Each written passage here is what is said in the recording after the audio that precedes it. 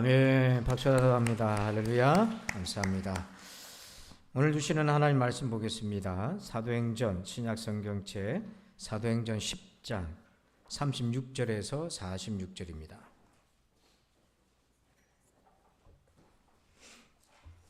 사도행전 10장 36절에서 46절입니다. 이 말씀은 베드로가 이방인 고넬료, 유대교로 개종한 고넬료의 초청을 받아서 그 집에서 설교한 내용입니다. 예수님을 전한 내용이거든요. 고넬료 집에 모였던 자들이 처음 복음을 듣습니다. 그래서 그 복음을 듣고 그날 예수를 만나고 성령 충만함까지 얻게 돼요. 그 내용을 같이 보겠습니다. 10장 36절로 46절 교독하겠습니다. 만유의 주 되신 예수 그리스도로 말미암아 화평의 복음을 전하사 이스라엘 자손들에게 보내신 말씀,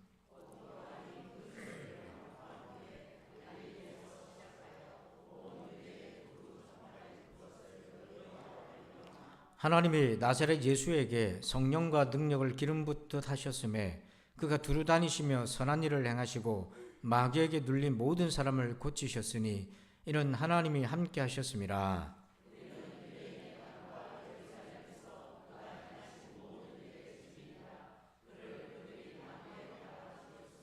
하나님이 사흘 만에 다시 살리사 나타내시되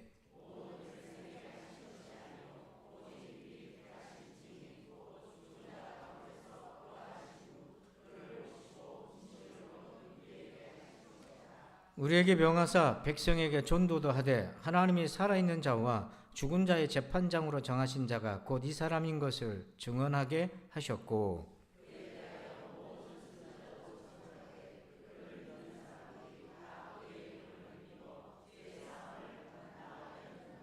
베드로가 이 말을 할 때에 성령이 말씀 듣는 모든 사람에게 내려오시니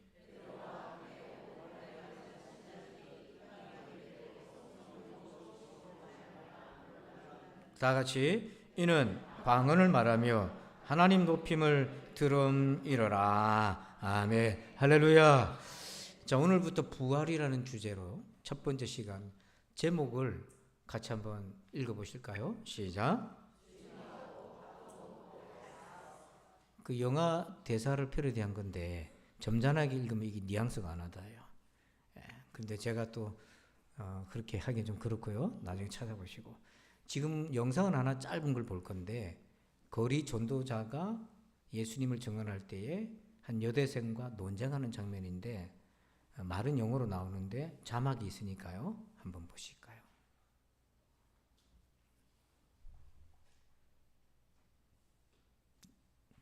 Why should I believe that Jesus was resurrected? Because the historical evidence says that Okay, he died and he you really give me rose some from the medical dead. records and I'll believe it, okay? You show me Jesus Christ's medical chart, I'll buy into it. I'll be a Christian today. Man, they didn't keep medical records in the first century. Oh, that's so convenient, isn't that? That's wonderful. No, rather, it's real convenient for you to say, knowing full well they didn't keep medical records in the first century. It's so convenient for you to say, all right, if you give me the medical records, then I'll believe. Talk about convenient. Come on, man, let's be honest. How convenient of you to say, unless we have it on Polaroid film, I can't believe it, knowing full well they didn't have Polaroid film in the first century. How convenient of you to say, well, show me the medical records from NYU Hospital, and then I'll believe Jesus rose from the dead, knowing full well NYU Hospital did not exist in the first century. Homer, Herodotus, Sophocles, Plato, Aristotle, show me the medical records for them, will you? And don't tell me that white Americans enslaved black Americans, because I've never seen a slave. So if you're really buying into this idea that history's bunk, don't tell me that black Americans were ever slaves here, because I never saw a black slave. For myself, I'm convinced that history is not bunk. I'm convinced the evidence is that black people were enslaved in the United States, and I hate that slavery.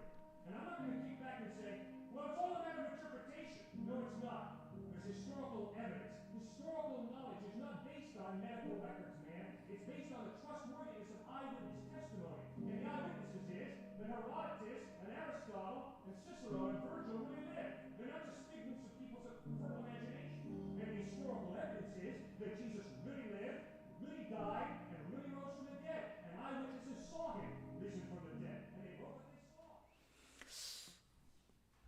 단독지기적으로 오늘 묻겠습니다. 여러분 부활을 믿습니까? 대답 말고 속으로 양심껏 해보세요. 세 가지 답을 하실 수 있을 겁니다. 하나는 믿습니다. 또 하나는 안 믿습니다. 아직까지. 그리고 세 번째는 모르겠습니다. 이렇게 답을 할 거예요. 자, 여러분 속으로 한번 해보시죠. 여러분 정말 부활을 믿습니까? 이제 좀 도망가지 말고 부딪혀 보십시오. 신앙생활 10년, 20년이 지났는데 나 아직도 부활을 못 믿겠어. 그럼 예수를 믿는 게 아니거든요. 이걸 정리를 해야 될 거 아닙니까? 그죠? 여러분 어떻게 이 문제를 풀어갈 것인가? 어떻게 해야 내가 부활하신 예수님을 믿을 수 있을까요? 사도행전 1장 22절에 보면 오늘 본문입니다. 우리 10장 22절 보면 같이 한번 읽어볼까요? 시작. 항상 우리와 함께 다니던 사람 중에 하나를 세워 우리와 더불어 예수께서 부활하심을 증언할 사람이 되게 하여야 하리라 하거늘. 예수님의 12제자 중에 한 명을 이제 세워야 합니다. 유다 대신에 그 자리를 채워야 되는데, 그래서 사도행전 1장에 가룟 유다 대신에 누구를 제자로 세울까 했을 때 조건이 딱 하나 있어요.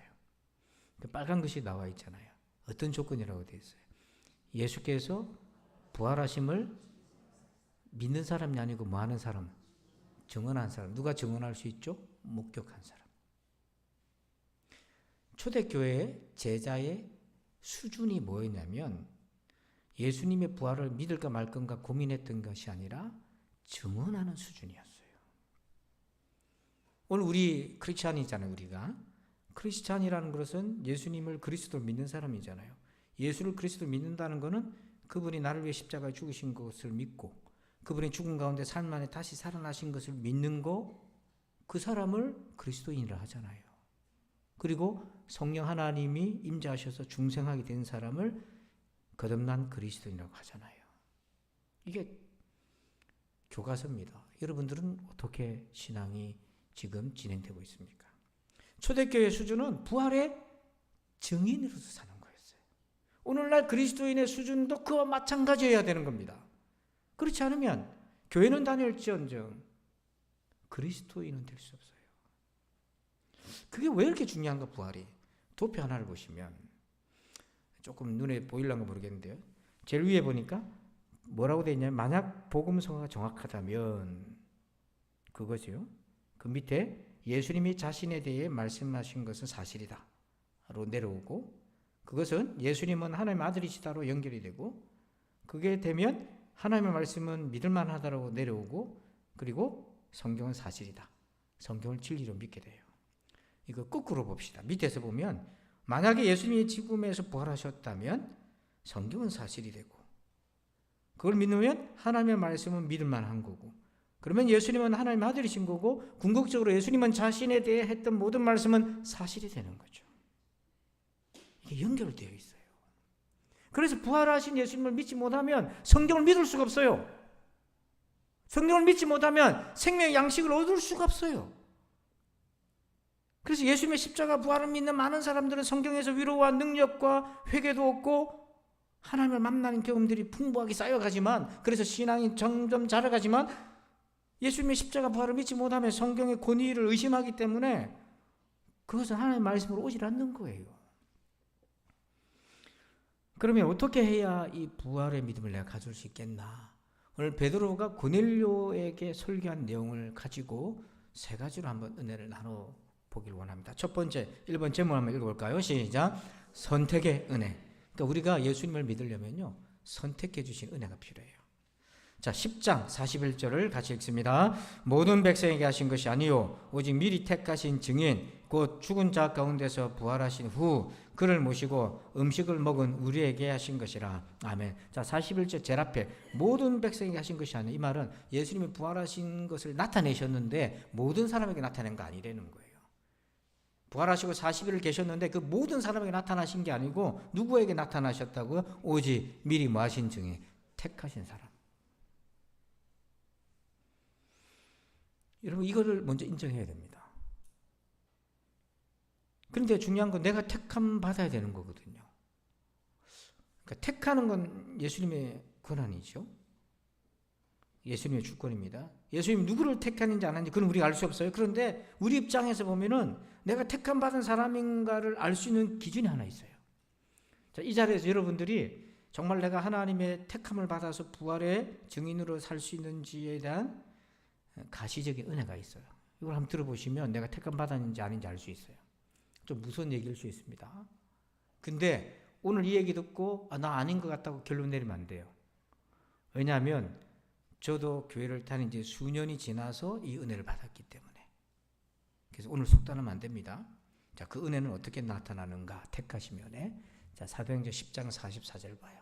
함께 읽어봅시다. 베드로가 이 말을 할 때에 성령이 말씀 듣는 모든 사람에게 내려오시니. 자, 하나님이 나를 선택한 거 어떻게 알 수 있습니까? 성령이 누구한테 임했어요?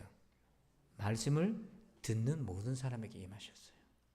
저도 교회 다닌 지 얼마 지나지 않아서 바로 받은 게 아니라 조금 시간이 지나서 정말 우연치 않게 성령 세례를 받고는 예수를 믿게 됐는데 그것 전의 차이가 뚜렷해요.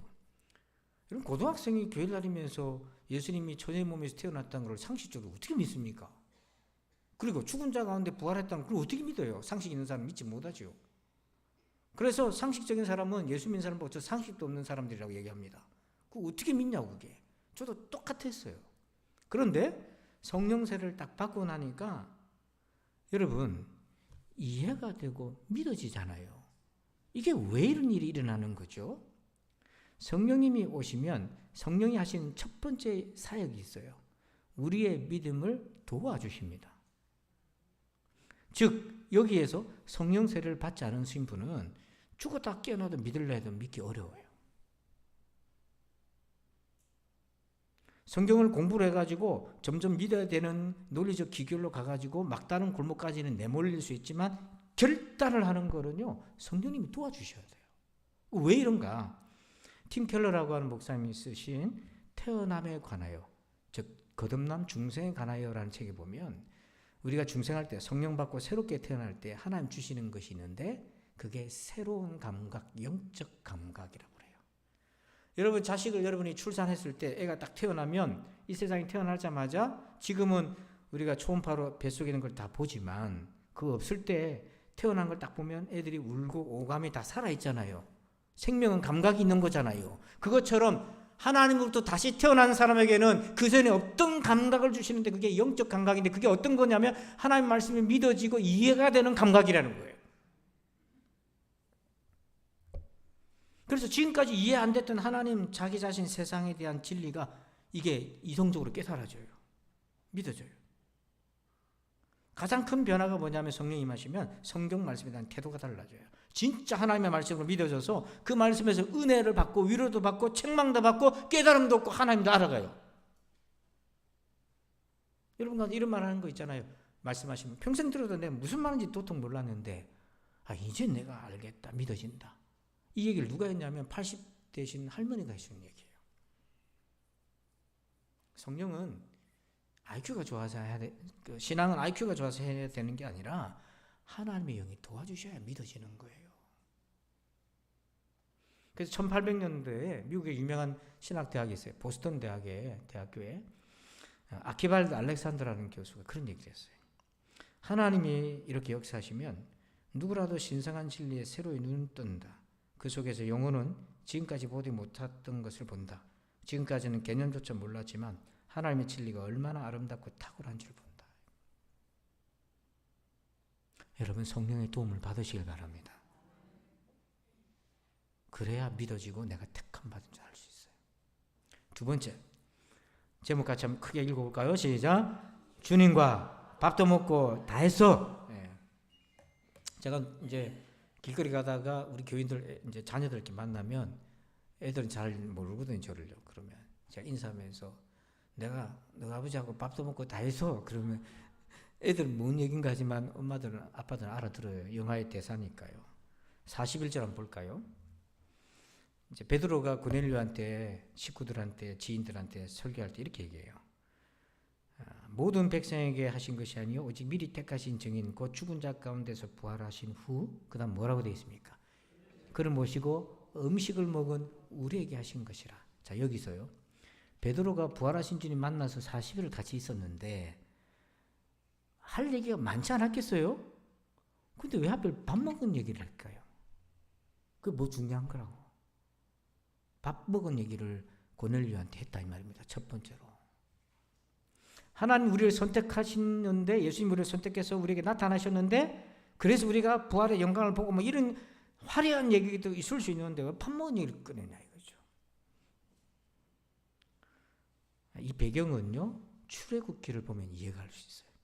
출애굽기 24장 11절에 하나님이 시내산에서 장로들을, 백성의 지도자들을 불러요. 오르게 합니다. 거기서 주님이 하나님께서 백성들과 교제하는데 놀라운 표현이 나와요. 한번 같이 읽어봅시다. 시작. 하나님이 이스라엘 자손들의 존귀한 자들에게 손을 내지 아니하셨고 그들은 하나님을 뵙고 먹고 마셨더라. 성경에 딱 나옵니다. 한번. 하나님을 뵙고 먹고 마셨다라고 되어 있어요. 시내산에서 하나님을 만났을 때 많은 일들이 있을 수 있는데 왜 먹고 마신 얘기가 그렇게 중요해서 여기도 먹고 마셨다고 얘기를 할까요? 여러분, 음식은 가장 물리적으로 확실한 축적이지 않습니까? 오감으로 느낄 수 있잖아요. 근데 성경에서 밥 먹었다는 얘기를 왜 했냐면 두 가지 의미가 있어요. 구약 출애굽기에서는. 그 시대는. 첫째는 잘 들어보세요. 계약을 맺는다는 의식으로 밥을 먹습니다. 그러니까 하나님과 이스라엘이 계약 관계가 되었다. 하나님은 이스라엘 하나님이 되고 이스라엘은 하나님의 자녀가 되었다. 계약. 또 하나의 의미가 있어요. 하나님께 제사 드릴 때 식사합니다.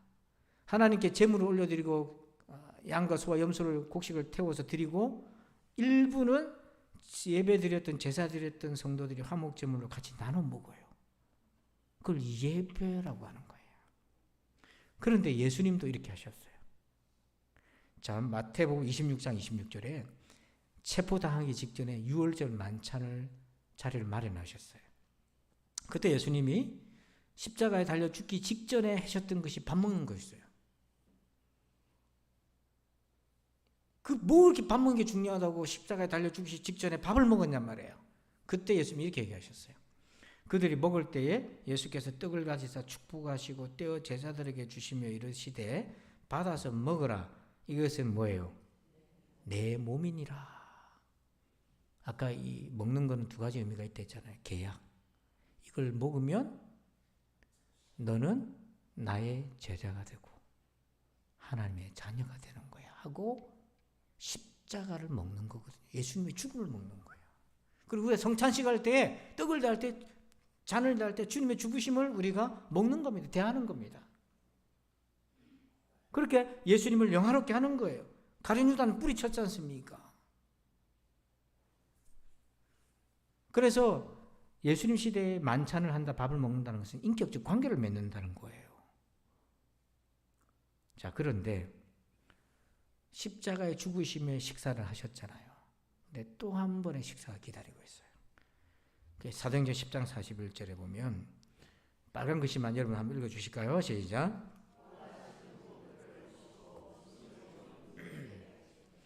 부활의 식사를 하신 겁니다. 아까는 죽으심의 식사를 하셨어요. 그래서 제자들은 예수님의 죽음을 먹었습니다. 그런데 이제는 그 죽음을 넘어 부활을 먹게 되는 거예요. 그래서 예수님 말씀하신 것을 제자들에게 확증시켜 주신 거예요. 그래서 제자들은 역사적으로 시간과 공간 그 장소에서 실제로 예수님과 먹은 것입니다. 만약에 베드로가 거짓말했다면 들통나죠. 왜냐하면 자기가 1대1로 먹었다 하는 얘기가 아니니까 우리가 같이 먹었다 했으니까. 금방 교차 검증해보면 답이 나오죠. 거짓말이라는 거. 지금까지도 누구도 베드로가 이 말씀을 거짓으로 했다고 하는 사람 아무도 없어요.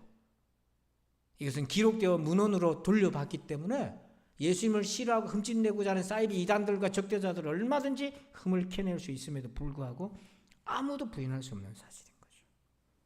이게 역사적 증거라고 하는 거예요. 목사님, 역사적 증거로는 너무 초라해 보이지 않나요? 아니요. 밥을 먹었다니까요. 세 번째는요. 죄사함의 증거입니다.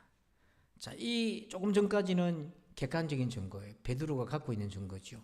고넬료의 증거가 되기는 어려워요. 그냥 고넬료는 그런가 하고 듣는 거죠. 밥 먹은 거. 고넬료는 예수님과 밥 먹은 적이 없어요. 여러분, 우리는 예수님, 베드로처럼 예수님과 밥 먹을 수 없어요, 지금. 어떻게 예수님하고 식사를 합니까? 예수님 짜장 드실래요? 짬뽕 드실래요? 그렇게 할 수 없잖아요. 그건 우리가 불가능한 건데, 그런데 지금도 가능한 게 하나 있어요. 베드로에게 일어났던 역사, 고넬료에도 가능했고 나한테도 가능한 것이 있어요. 죄 사함의 증거, 내적인 증거는 지금도 일어나고 있어요.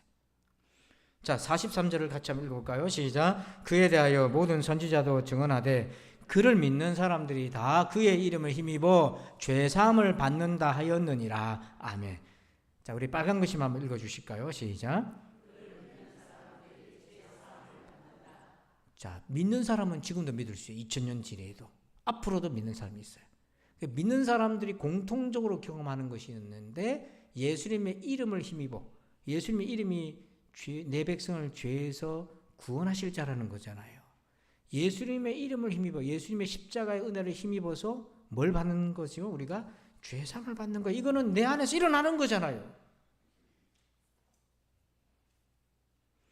이 죄사함의 증거는요, 내가 가질 수 있는 부활의 증거입니다.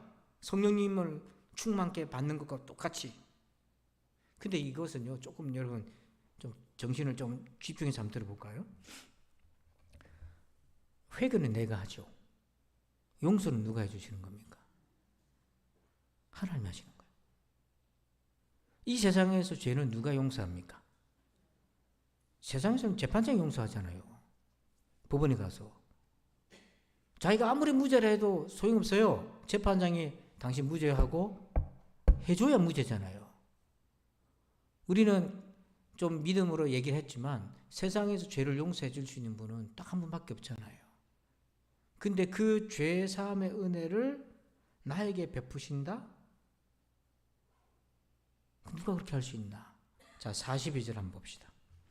42절 읽어봐요. 시작. 우리에게 명하사 백성에게 전도하되 하나님이 살아있는 자와 죽은 자의 재판장으로 정하신 자가 곧 이 사람인 것을 증언하게 하셨고, 살아있는 자와 죽은 자의 재판장이 이 사람 누구예요? 예수 그리스도. 그래서 예수를 믿어야 된다는 거예요. 그 죄 사함의 모든 권한을 하나님이 예수님에게 다 위양해 줬어요. 그래서 이제는 예수님이 용서하셔야 죄를 용서받지요. 예수님이 안 돼 그러면 용서를 못 받는 거예요.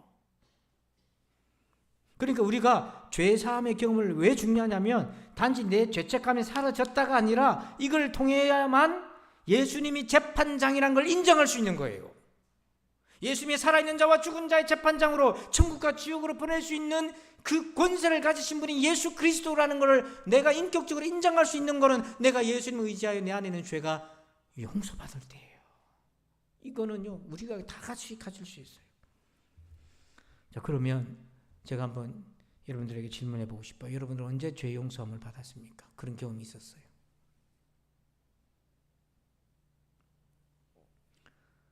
성도들이 이제 좀 혼란스러워하는 건데요. 죄에서 용서받은 거를 단지 그 죄로부터 벗어났다라고 자꾸 생각하는데, 그게 아니라 성경은 죄로부터 용서받은 경험을 신분의 변화라고 봐요. 죄인에서 이제는 의인이 되었다. 의인이란 말은 흠도 없고 점도 없는 사람이 아니라 하나님의 자녀가 되었다는 거예요. 이게 연결이 되어 있습니다, 사실은. 여러분, 사람과 사람이 다툴 수 있잖아요. 가정에서 부부끼리 다툴 수 있잖아요. 또 자녀도 부모님이랑 싸울 수도 있고요. 자, 그런데 남편이 부인 속을 속여가지고 잘못했습니다. 그랬는데 이제 사과를 했어요. 여보 미안해요. 사과했습니다. 그 다음에는 누가 용서해 줘야 될 차례예요. 아내가 용서해 줘야 되잖아요. 근데 남편이 나 분명히 사과했다 하고 돌아서 가버리면 이게 화목이 된 거예요? 더 열받게 만드는 거잖아요. 근데 부인이 또 장가를 잘 가가지고 마음이 넓은 아내를 만나가지고, 그래 여보 내가 당신을 긍휼히 여기서 용서해 줄게. 앞으로 똑바로 해라. 이런 멘트를 날리면 또 우악하고 올라오니까, 그 용서한 걸 서로 알 수 있어요, 없어요? 부부간에 용서해 준 걸 알 수 있어요, 없어요? 용서를 안 하고 사시는 모양이네. 둘 중에 하나입니다. 안 싸우든지 싸운 걸 계속 누적하고 살든지. 알 수 있잖아요, 사람끼리는. 그러면 하나님이 내 용서한 거 어떻게 알아요, 여러분? 한번 속으로 대답해요. 하나님이 내 죄를 용서했다는 거 여러분 어떻게 압니까? 이거를 알려주시려고 예수님이 복음서에 병자를 고치는 장면이 나와요. 병자 고칠 때 꼭 예수님이 모두 같이 해결됐다고 얘기합니까? 네 죄도 용서받았다 얘기하잖아요. 왜 그렇게 얘기하시냐면 죄가 있어서 병이 걸렸다는 거 아닙니다. 그럴 수도 있어요. 근데 병이라는 것 자체는 인류가 타락한 이후에 죄가 이 세상에 오므로 말미암아 생긴 거니까 사실 병은 모든 병은 죄가 원인이 맞아요. 그러나 내가 어떤 특정한 죄를 지어서 이 병이 생겼다 함부로 말하면 안 돼요.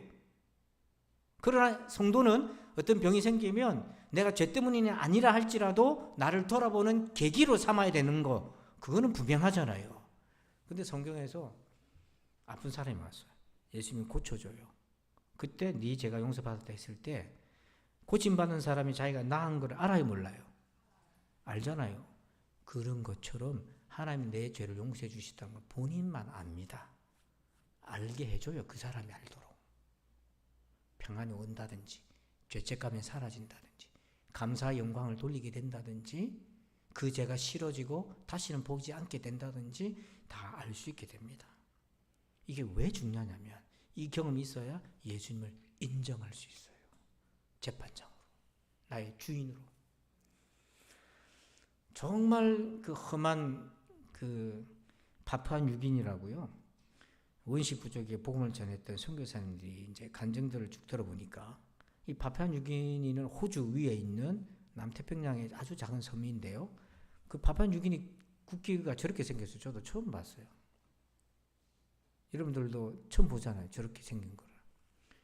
근데 그때 이제 선교사가 복음을 전하는데 말은 있는데 글이 없어요. 이 민족이. 그러니 성경을 어떻게 합니까? 나중에 이 부족이 믿어서 똑똑한 사람이 나와서 그거를 글을 만들어요. 선교사들이 글을 만들어줘요. 그래서 그들의 언어로 성경책이 나와요. 그 지금 저 장면이 뭐냐면 자기들의 언어로 된 성경을 받아 너무 기뻐 눈물을 흘리는 감동의 장면이거든요. 지금 옷을 입고 있잖아요. 선교사님 들어갔을 때 전부 홀딱 벗고 다니고 사람 잡아먹고 그런 부족이었어요. 근데 여기서 어떤 일이 일어나냐면 교회 다니는 한 부족민이 자기 아버지가 돼지가 많대요. 부자거든요. 가난한 그런 나라에서. 그래서 젊을 때부터 뭔 일을 했냐면 돼지 서리를 했다는 거예요. 아버지 몰래 돼지 훔쳐 먹었대요. 그 뒷동산에 가서 삼겹살도 구워 먹고 다 해서 그 아버지는 돼지가 없어져가지고 새벽부터 밤까지 찾으러 다니는 거예요. 그걸 몰래 숨겨보면서도 죄책감이라는 의식이 1도 없었대요. 그리고는 장가를 갔는데 장가를 갔으면 독립을 해야 살아야 될 거 아닙니까? 또 아버지 돼지를 훔쳐 먹었어요. 그래서 돼지를 훔쳐가지고 자기 부인도 주고 먹고 다 했어요. 근데 아버지가 새벽부터 그렇게 애를 닮으면서 돼지 이름을 불러가면서 찾으러 다니는데 죄책감이 하나도 없었는데 선교사를 만났는데 이분이 대뜸 자기한테 하는 얘기가 당신은 죄인입니다 그러는 거예요. 그 죄가 뭔데요? 그래서 하나님 말씀을 떠나고 하나님을 떠난 자가 죄인입니다. 그 죄는 심판이 따라요. 형벌은 지옥 형벌이 있습니다. 지옥은 뭔데요? 이렇게 하면서 복음을 전하니까 자기 눈에 뭐가 보이기 시작하냐면 죄가 보이기 시작하는 거예요. 그리고 죄책감이 생겨요. 그 다음에 나오는 게 그럼 나 어떻게 하면 돼요? 이 죄를 어떻게 하면 돼요? 예수님이 당신을 위해 십자가에 달려 죽으셨어요. 예수 믿고 회개하시고 죄사함 받았어요. 그래서 자기가 잘못했다고 하나님께 회개를 하는데 그 짓눌렸던 마음에 죄사함의 은혜, 즉 십자가 예수님이 믿어지면서 죄가 사라진 평안을 경험한 거예요. 그때부터 돼지 안 잡아먹었어요. 근데 중요한 거는 윤리와 도덕의 근간이 거기서부터 생겨지는 거예요. 우리는 믿기 전에 교육을 받아서 유교, 밥상머리 교육, 학교 교육, 도덕을 받아서 도덕 개념을 가지고 있잖아요. 그것하고 하나님 앞에서 거룩히 사는 거하고 다르잖아요. 공통적인 것도 있지만 다르잖아요. 세상은 그게 인간이 도리니까 그렇게 해야 돼라고 가르치지만 그걸 알면서도 안 하잖아요. 사람들이. 서로 속이고 착취하고 정복의 대상으로 만들잖아요. 군림하잖아요. 몰라서 안 하는 거 아니잖아요. 근데 우리는 그게 아니라, 그렇게 쉽게 버릴 수 있는 것이 아니라 하나님으로부터 오는 것이니까. 예수님이 내 안에 계시니까. 내가 연약해서 넘어질 수 있고 실족할 수 있어도 거기에 완전히 들어 누워 있을 수는 없는 거잖아요. 일어나게 하잖아요. 하나님이 도와주시지 않습니까? 그래서 성도가 교회 나가니까 바뀌더라는 게 뭐가 바뀌냐면 교회가 바꾸는 것이 아니라 예수님이 바꾼 것이죠. 이게 중생이잖아요. 이게 새 피조물이 된 거잖아요. 우리 찬양대에서 오늘 그 십자가의 찬양을 했을 때 그 찬양을 여러 번 들었습니다만은 제가 뒤에서 듣는데 갑자기 십자가의 은혜가 너무 감사하면서 가슴이 뭉클해요. 옛날에는 그럴 수가 없었어요. 왜? 2000년에 죽은 분하고 나하고 무슨 상관이냐 이렇게 알아들었죠. 근데 성령의 은혜를 받고 믿어지고 저게 내 죄 때문에 예수님이 그렇게 하신 거다. 이 부족한 죄인의 모습을 보니까 너무 저도 부끄럽고 미안하기도 하고 감사하기도 하고 이게 막 교차되어서 나타나더라고요. 그래서 지금 여러분 앞에서 부활을 제가 증언하고 있지 않습니까? 사도행전 1장 22절 같이 한번 읽어볼까요? 시작. 항상 우리와 함께 다니던 사람 중에 하나를 세워 우리와 더불어 예수께서 부활하심을 증언할 사람이 되게 하여야 하리라 하거늘. 초대교회 신자의 수준이 뭐였다고요? 부활하심을 증언하는 사람. 자기도 안 믿는데 누구한테 증언합니까? 권유하는 게 아니라 내가 목격자다. 내가 목격자야. 어디서 목격했는데? 십자가에서 죄사함의 은혜를 내가 목격했고 성령님이 나에게 임재하셔서 내가 목격한 거야. 그렇게 말할 수 있어야 돼요. 그런 신앙이 되려면 어떻게 해야 됩니까? 세 가지를 기억해야 돼요. 자, 1, 2, 3을 차례대로 한번 읽어봅시다. 시작.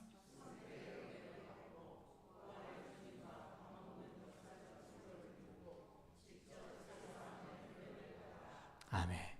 이런 은혜가 있기를 축원합니다. 아버지 감사합니다. 오늘 이 말씀을 받습니다. 오늘 우리가 이 말씀에 도전받고 붙들고 씨름하여 예수 부활을 증언할 수 있는 믿음의 실력자들이 되게 하여 주시옵소서. 감사하며 예수님의 이름으로 기도하옵나이다. 아멘. 우리 자리에 앉으신 채로 우리 비준비하신 찬양이 있죠. 그걸 부르실 텐데 이 찬양을 부르시고 말씀을 가지고 기도합시다. 그 말씀이 내 속에 열매가 맺히도록. 이 찬양은 출애굽의 그 과정을 찬양으로 표현한 거예요.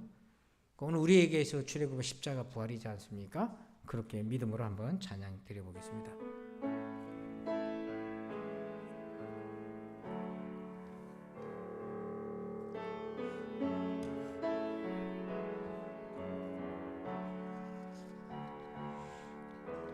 우리 주는 위대하며 능력이 많은 죽은 자를 살려내시는 능력을 가지고 계신 하나님, 그의 지혜에 무궁하며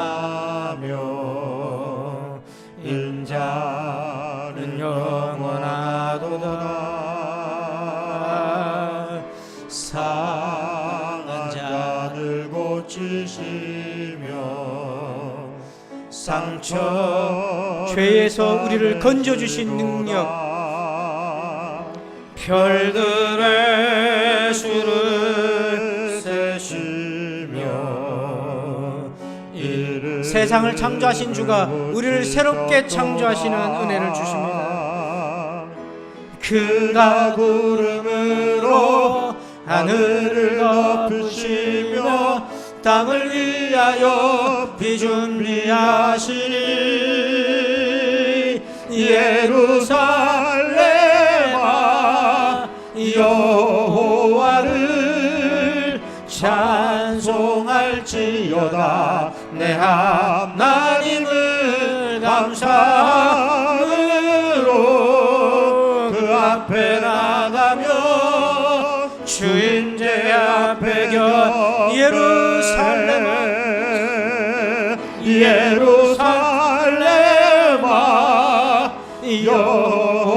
여호와를 찬송할지어다. 내 하나님을 감사함으로 그 앞에 나가며 주인제 앞에 경배. 우리 다 같이 말씀 가지고 기도합시다. 아버지 하나님, 사랑 우리 성도들에게 부활의 믿음을 주옵소서. 아버지 하나님, 예수님이 십자가 달려 죽으신 것만이 아니라 죽은 자 가운데서 살만에 다시 살아나서 살아있는 자와 죽은 자의 재판장으로 나타나신 하나님, 그 아들 예수 그리스도를 믿나이다. 아버지 하나님, 아무에게나 나타나신 것이 아니라 오직 선택한 자들에게 나타나신 하나님, 아버지 그 선택하심의 증거 성령의 충만함을 덧입고 믿어지는 역사, 새로운 영적 감각을 얻어서 아버지 하나님, 복음이 믿어지고 말씀 믿어지고 예수님의 십자가 부활이 믿어지는 역사가 있게 하여 주옵소서. 아버지 하나님, 그리하올진대 아버지 하나님, 그 이름을 힘입어서 죄사함을 얻는 역사를 체험하게 도와주셨기를 원합니다. 아버지 하나님, 부활하신 예수를 모시고 식사했던 제자들이 증언한 그 증언을 토대로 예수 그리스도의 복음을 듣고 믿을 때에 아버지 그 이름을 힘입어 아버지 2000년 후에 있는 우리라도 아버지 예수님의 이름으로 죄 용서함을 받으며 아버지 죄와 사망의 권세로부터 자유하게 되고 새 사람 되고 새 피조물 되고 아버지의 구원의 자녀가 됨을 믿나이다. 이 은혜가 우리 가운데 있게 하여 주시고 이 은혜를 지금도 체험하게 하여 주소서. 아버지 하나님, 아버지 하나님, 이제는 우리 구주 예수 그리스도의 은혜와 하나님 아버지의 그 크고 놀라우신 사랑하심과 성령님의 감화감동 곁에 은혜 충만하심의 역사하심이 오직 예수 그리스도의 십자가와 부활을 믿어 온전한 하나님의 자녀가 되기를 소망하는 우리 모두들 위해 이제부터 영원토록 함께 계실지어다. 아멘.